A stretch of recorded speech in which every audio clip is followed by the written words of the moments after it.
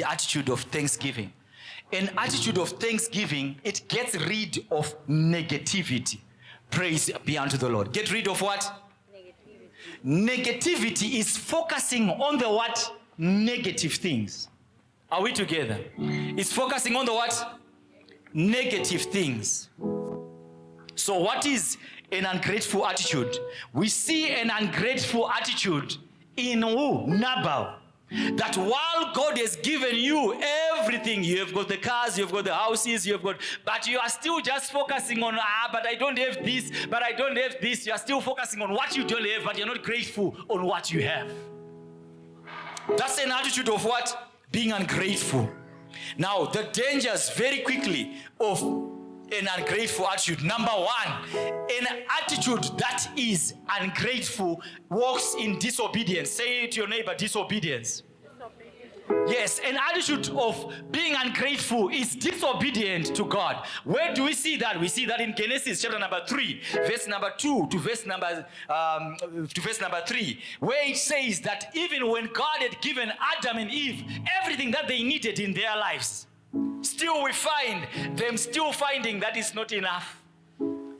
What God has not given them is what they want to get. An attitude of being ungrateful steps you into what? Disobedience. The reason why we walk in disobedience is because we are not grateful to God and what He has done within our lives. Where do we also see the attitude of ungratefulness? We see it in 1 Samuel chapter number 15, verse number 13 to 14, where we see the King Saul. Say to your neighbor, King Saul. King Saul is like Nabal. They are almost children of the same father. Because their attitude and their hearts are bad. Their hearts are not given towards thanksgiving. What happened with Saul? All of you know the story of Saul. Saul was blessed by God, being the first king to be appointed for the Israelites. The first king. That if it was in the history of anything, you would be saying, the first ever president of Zimbabwe or the first ever president of South Africa. You know, that title was given to Saul.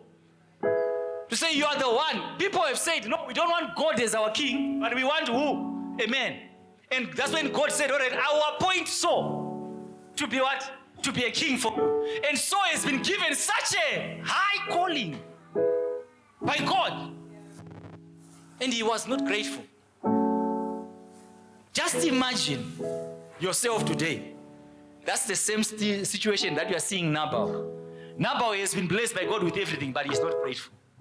So the attitude of Saul was that while God has blessed him and given him that title, and now he goes on to conquer the Amalekites. Say to your neighbor, Amalekites. He goes to overcome the Amalekites, and after overcoming the Amalekites, all that God needed Saul to do was to destroy everything that he had destroyed with the Amalekites. But what did Saul decide to do? He decided to keep some of the things to himself. What was Saul focusing on? What he doesn't have, not focusing on what he has. The mistake that most people